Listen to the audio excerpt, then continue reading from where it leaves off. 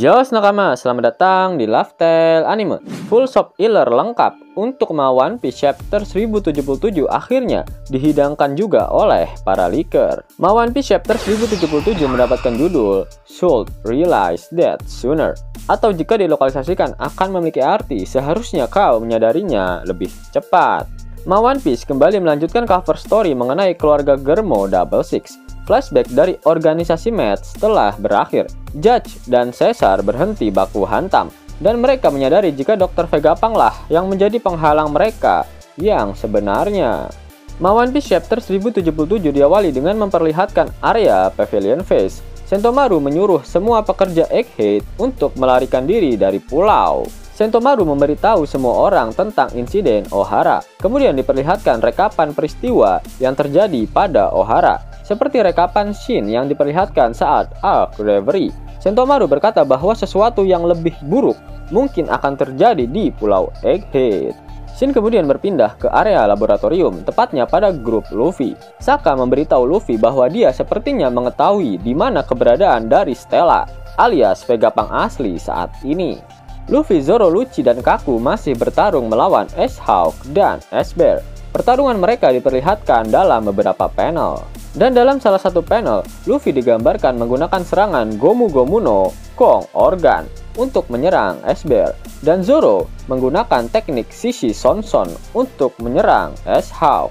Akan tetapi kedua Seraphim tersebut bisa bangkit kembali, bahkan tanpa mengalami kerusakan sedikit pun, dan hal tersebut membuat Luffy menjadi sangat kesal. Luffy lalu bertanya pada para Seraphim mengapa mereka dapat terus bangkit kembali tanpa mengalami kerusakan sedikit pun. Bahkan Luffy sempat menyamakan kekuatan fisik dari para Seraphim seperti Kaido. Pertarungan berhenti sejenak, Luffy dan Lucci kembali ke wujud manusia normal. Zoro menyadari bahwa Seraphim terlihat agak mirip dengan King. Saka mendengarnya dan menjelaskan bahwa darah Lunarian yang diambil dari King telah digunakan untuk menambah kekuatan para Seraphim. Kemudian, Saka keluar dari grup untuk mencari Vegapunk asli. Zoro memberitahu Luffy, Lucci, dan Kaku mengenai kelemahan dari ras Lunarian.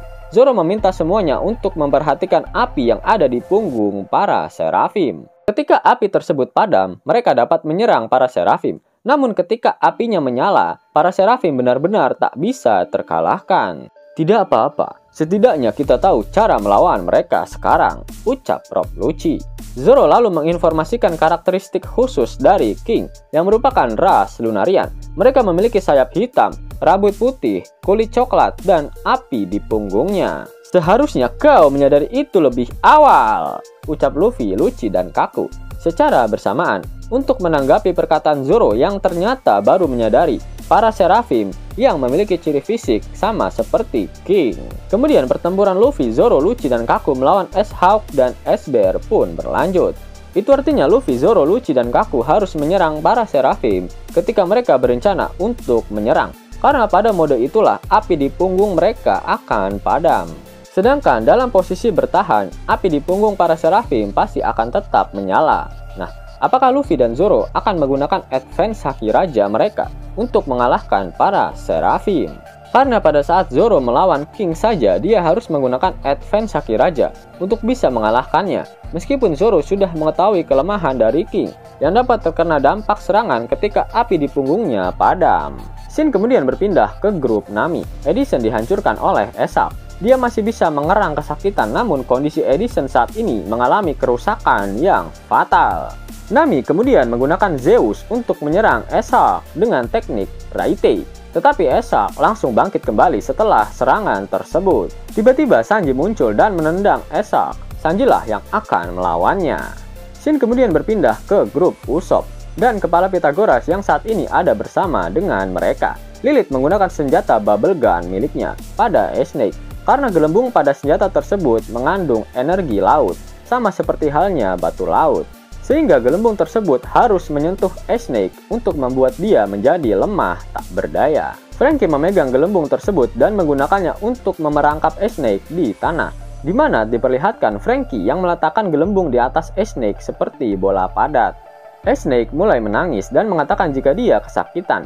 Jadi Franky dengan panik meminta maaf dan tangannya pun tergelincir. Snake lolos dan menendang Franky. kemudian mengubahnya menjadi batu. Lalu Snake memberi Usopp yang tidak melakukan apa-apa dalam pertempuran ini alias beban saja, serta Lilith sebuah kedipan yang sangat imut. Lilith dan Usopp tersenyum melihat keimutannya. Snake langsung menggunakan Mero untuk mengubah Usopp dan Lilith menjadi batu. Namun pada scene ini tidak diperlihatkan apakah kepala Pythagoras juga telah berubah menjadi batu atau tidak. Scene kemudian berpindah dan memperlihatkan Sokka. Dia berjalan ke ruang penelitian buah iblis tua di bawah tanah laboratorium. Namun ruangan tersebut tidak diperlihatkan secara detail. Dan sepertinya itu adalah laboratorium gelap yang sudah ditinggalkan. Sokka menemukan penjara rahasia di sana. Dia kaget saat melihat Stella dan semua agen Superpol yang terkurung di dalam penjara tersebut. "Stella, jadi kamu di sini?" ucap Sokka. Dia lalu bertanya mengenai siapa yang telah melakukan hal tak senonoh itu padanya. Kemudian, Sokka berniat untuk langsung membebaskan Vegapunk asli. Vegapunk asli menyadari bahwa ada seseorang dalam bayangan yang berada di belakang Sokka. Dia lalu bertanya pada Sokka apakah dia membawa orang lain bersamanya ke tempat ini. Sokka berbalik dan mendengar beberapa langkah kaki. Orang misterius itu berjalan menuruni tangga yang ada di belakang Sokka. Namun, bentuk dan rupa dari sosok misterius itu tidak diperlihatkan sama sekali. Orang misterius itu menembak Sokka tepat di kepalanya dengan pistol. Dan pistol yang digunakan adalah senjata pistol biasa, bukan sesuatu senjata yang berbau futuristik. Kepala Sokka meledak dan darah mengencrot keluar kemana-mana dari kepala milik Sokka. Dan Vegapunk asli sangat kaget melihat kejadian membagongkan tersebut. Semua kloningan Vegapunk benar-benar menjadi incaran. Namun jika kalian sadari hanya tersisa satu kloningan Vegapunk yang tidak diperlihatkan pada chapter kali ini. Dan dia pun belum diperlihatkan mendapatkan serangan dari para Seraphim. Siapakah dia? Vegapunk Atlas. Apakah Atlas benar-benar sang pengkhianat? Atau Oda sengaja menggiring opini jika Atlaslah sang pengkhianatnya?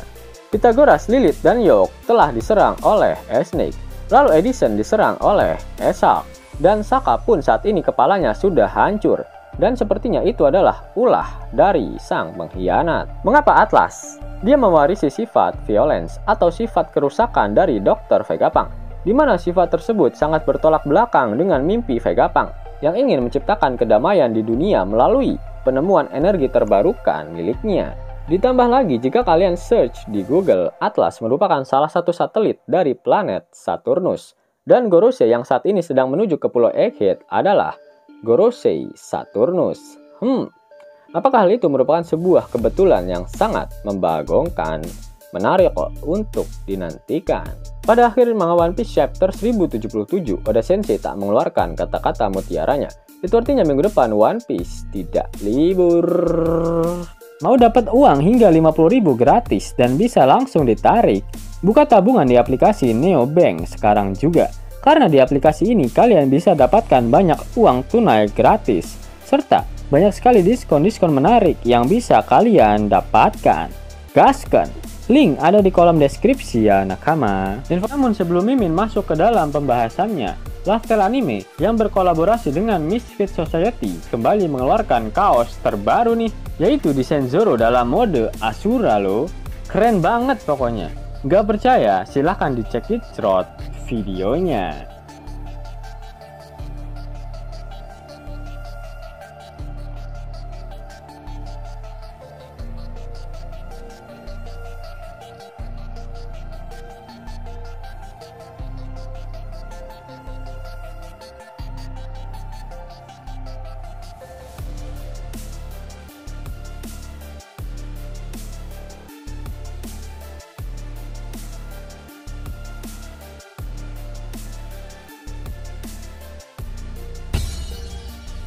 Bagaimana? Keren kan? Bagi kalian nakama Opler, terutama para fan gaynya Babang Marimo, kudu wajib harus punya baju ini. Gaskan! Link pemesanan ada di kolom deskripsi ya nakama. Yos nakama, itulah video rangkuman untuk One Piece chapter 1077. Jika nakama menyukai video ini, jangan lupa klik like, share, dan subscribe channel ini ya, agar nakama semua tak ketinggalan info menarik seputar One Piece. Arigato!